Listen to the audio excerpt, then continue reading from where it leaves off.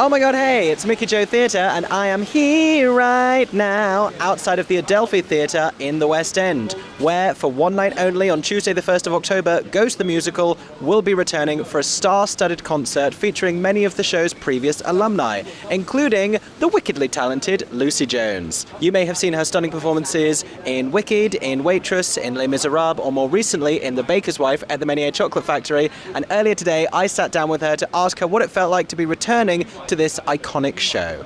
Oh my god, hey, Lucie Jones. Oh my god, hey, babe. So, we are here because you're about to be doing Ghost again at the Adelphi Theatre in the West End, returning to the show and returning to the Adelphi. How does it feel? Oh, just the most overwhelmingly wonderful feeling. I love, love, love Ghost. When it was in the West End, I think I saw it like 4 or 5 times. I was a fangirl, big time. Very starstruck when I met Casey for the first time. I just loved it so much, and then the show closed and I didn't obviously get the opportunity to ever do it here. And then an audition came up to do it in China on the Asia tour. This was about maybe 11 years ago. And I jumped, absolutely jumped into that audition head first. And lucky enough, got the job. Toured around China for, I think it was about 6 months, China and other parts of Asia. And I just loved it so much. It's just the greatest score. It's so like rousing. It makes you feel so many things. And then to go back to the Adelphi, which is where I did Waitress, where I recorded my live album, where I've done a couple of other things, it's like going home. I'm so lucky. I feel like there's a couple of places in London now that I genuinely feel like I walk through the doors and I go, oh, I'm home. I'm so, so very lucky. That's never lost on me. The Adelphi is definitely one of those places. So when this came up, would you like to come back and revisit the role with 10 years more experience, 10 years more like vocal prowess and, you know, knowledge and understanding of what I can do and should be doing, and also to do it there and to play opposite Ollie freaking Thompson and David Seaton-Young. Yeah, thank you. I'll do it. Absolutely. And it's a very special cast all round because everyone has a lot of rich history with the show. Oliver having done the workshop and now finally getting to do it in a different capacity. What was it like going back to the material and going back to that score so many years later? Do you approach it in a different way emotionally and vocally? Well, I sobbed. Yeah. As soon as I started to read the script, I was on a train. And it was an embarrassing experience for me and everyone around me because, you know, when someone cries on public transport, you're like, oh, do I help? Like, what do I do? That was me for like 2 hours reading the script and listening back to the music. And, oh, I was just beside myself. I don't know if actively sort of technically there are things that I'm doing differently in terms of my voice and the way that I'm approaching certain bits of the script. But I'm a different human being now. I have different life experience, and just reading some of these lines, they've got me in ways that I didn't know they could get you when I first did the show. And even when I first did the show, it ruined me emotionally. I would get to the end of the show and really have to have a word with myself to you know, go home and be Lucy again. It's just so beautiful. And yes, you're right. There's so many people in the show who, whether I was in the show with them or they did it in London or a UK tour or Australia, we've got people from all over the world that have done this show and who love it. We walked into that room to rehearse, and it's always exciting on the first day of a rehearsal for something, but this had an energy. It just had this like pulse underneath it, and everyone just didn't really know what to do or say, and just like nervous energy and excitement talking to each other. And as soon as we started working on material, everyone was silent, and like the absolute utter respect for what's on the page and what you're going to do with this. I can't wait to see it. I can't wait to hear it. I can't wait to watch it. It's an amazing experience so far, and I cannot stress enough, if you love Ghost, come and see this, because these people, I'm like full of goosebumps all day, every day. It's amazing. Love letter to the show. Mm-hmm. Yeah. Absolutely. Yeah. I love the idea of being on public transport in tears and people being like, are you okay? Like, is something going on in your life? You're like, I'm revisiting the material for Ghost, which I'm going to be performing in concert in the West End. I can't tell you, this has happened to me before as well. I was reading a script for a workshop, audition for a workshop, last year, and again I just sobbed. But I don't know why. And maybe I should just wait until I get home, you know, learn from my mistakes, read on the couch. But no, hey, actor, heart on sleeve. That's the thing. I think like an effervescence of emotion is part of why we enjoy you so much on stage. Oh, thank you. Yeah, going back to doing Ghost International Asian Tour in China, what is that like, doing a show where you're portraying that much grief and then you're also, I guess, slightly isolated in a way because you're in a completely different part of the world? What was that experience like? Well, you know, the company that we were working with and that we toured with was such a wonderful group of people. We really did become like family. And I had my partner with me at the time. He came along and he just basically hung out and toured with us, which was great. But touring is always tough like that. It doesn't matter where in the world you are. You're always, particularly if you're playing a big role that has a lot of emotional weight and vocal stamina needed for it, you do need to live in a certain way to play that role. And that was sort of my first foray into that, I think. Beyond there, I did a lot of touring, and I have done for my whole career. Until the last few years, I've been on the road a lot. So it's just sort of part and parcel of what you do, but it's an education, let me tell you. And I was looked after very, very well. And I had to find, like I say, going home at the end of the night and having a little word with myself and switching off and going back into the real world. And an education is probably a good way of putting it. Yeah.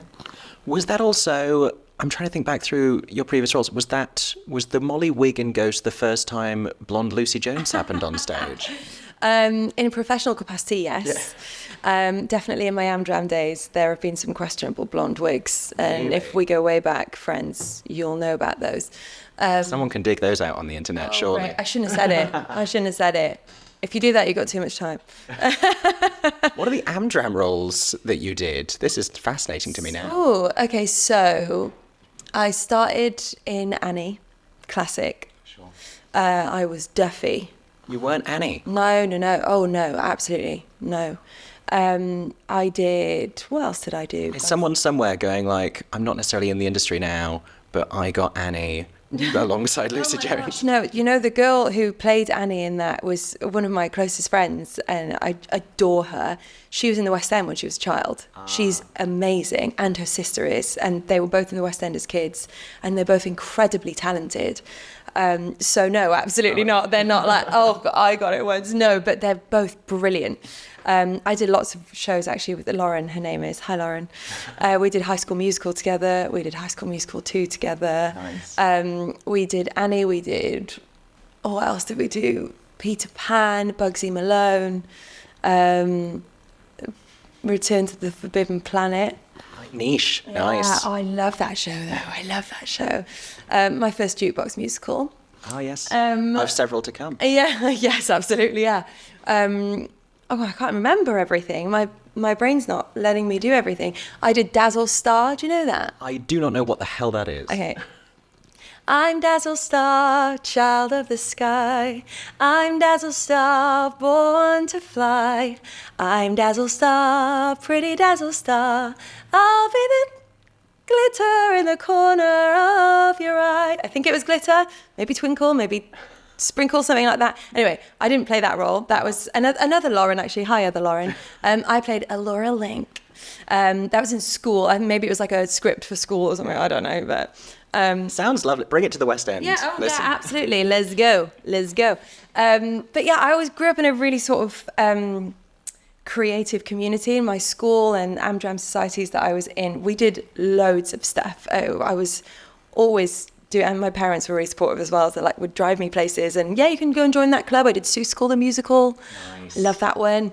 Did like. Oh God, loads. They're all coming back to me now. But yeah, definitely some questionable blonde wigs. Molly was my first foray as a professional actor with the blonde wig on, I believe. And there have been many afterwards. And look, here we are, not currently wearing a wig. So Yeah, legitimately blonde now. well, legally blonde maybe. Ew. Which, along with... Yeah. Seamless. So yeah, legally blonde, along with... What I think the first show I ever saw you in may have been American Psycho. Oh, yes. At the Almeida. Yes. Oh, my gosh. Well done. I'm so glad you saw that. Yeah. It's one of my favourite shows I've ever done.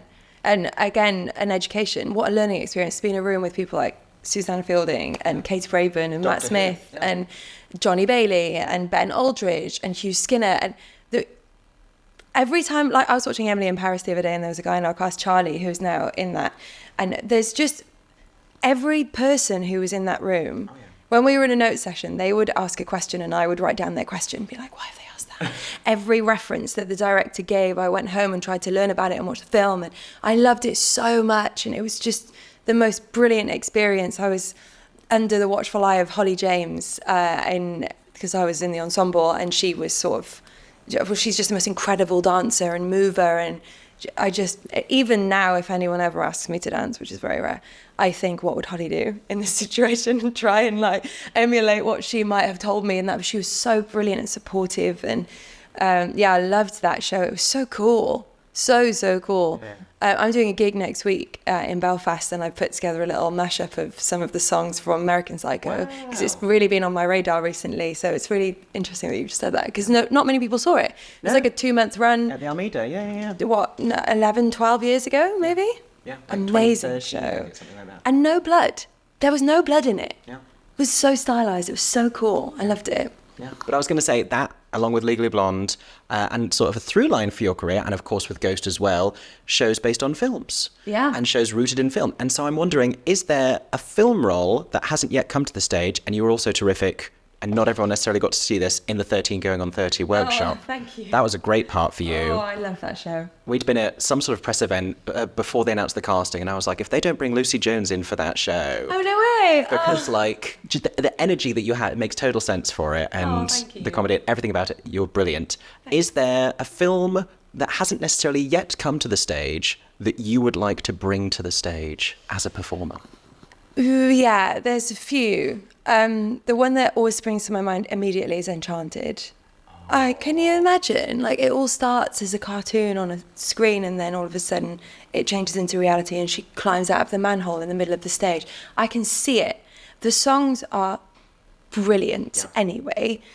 We have so many wonderful people who could do this, and living in this world. Do you know what it was? When I did Pippin, and I did her like, she really lived in this world.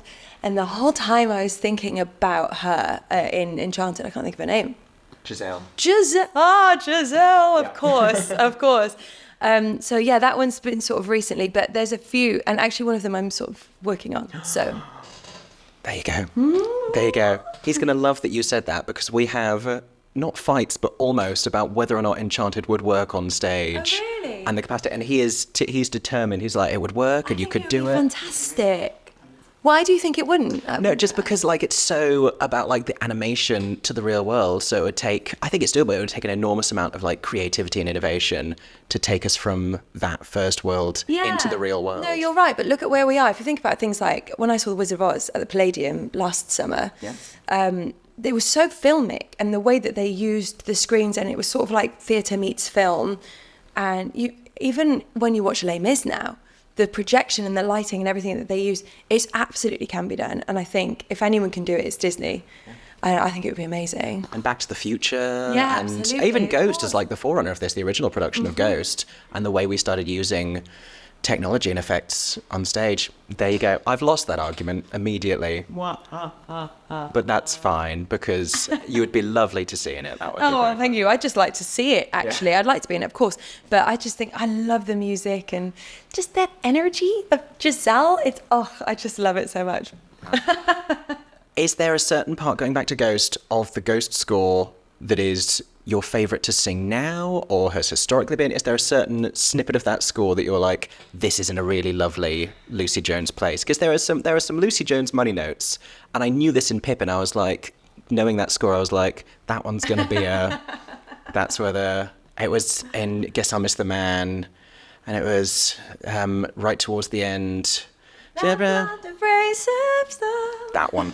It was that one. And of course... I love how well you know my voice. You're like, oh yeah, that note, she'll probably do that sort of placement. Do you know what it was? It was your live show at the Adelphi. Oh. I was there for the recording at the Adelphi. Yeah. And you got to really know, it's like, at that bit of Piece of Sky, and at that bit is that's the Lucie Jones money notes. Oh, well, are something to be reckoned with.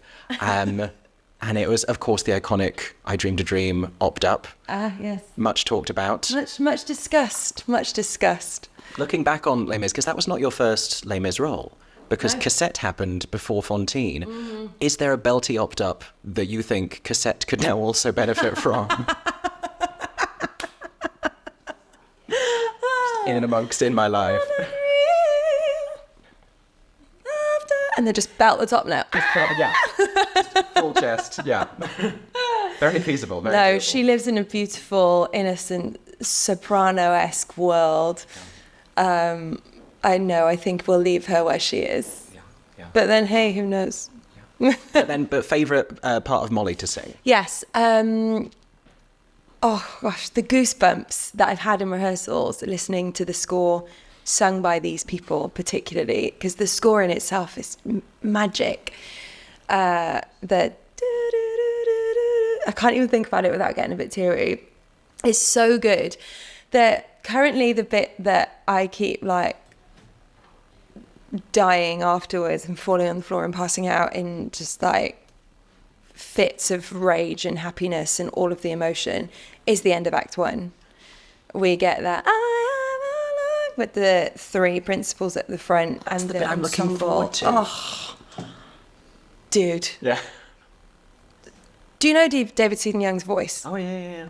He's amazing in this role. I'm so chuffed he's here. Ollie Thompson is so effortless, and there's like a rasp to it. Mm-hmm. And the two of them are so different. And then with the female voice in there as well, which is thankfully mine in this moment, thankfully for me, I'm so pleased. Just it sits in a completely different place. And the three of us then with that huge sound behind us and the band and this ensemble who, by the way, when people sing something because they love it, you get a different gravy with it. It's not just, we're in this show, we quite like it, but we're in a year run or whatever. This is one night of people who've done this before and love it so much that they are like chomping at it. Yeah. Oh my God. I've never heard anything like it. It's amazing. So that, but personally for me, I'm just enjoying all of it. Like literally here right now, I'm like, oh God, I just can't, get to do it again. It's so nice. Nothing Stops Another Day, like the climax of that. The end of the show, all of it. Whole thing. All of it. Every second. Whole thing. Well, if that doesn't sell tickets to the show, I don't know what will. I cannot wait to come and see you in it. Yay. On Tuesday at the Adelphi Theatre in the West End. Ghost in concert. Yeah, baby. Amazing cast, led jointly by the wonderful Lucie Jones. Thank you so much. This was so fun. Thank you so much for watching this interview or listening to it on a podcast platform. I hope you enjoyed. Make sure to subscribe or follow me here and let me know who you would like me to chat to next here in the West End. I hope that everyone is staying safe and that you have a stagey day. And don't forget to get your tickets for Ghost.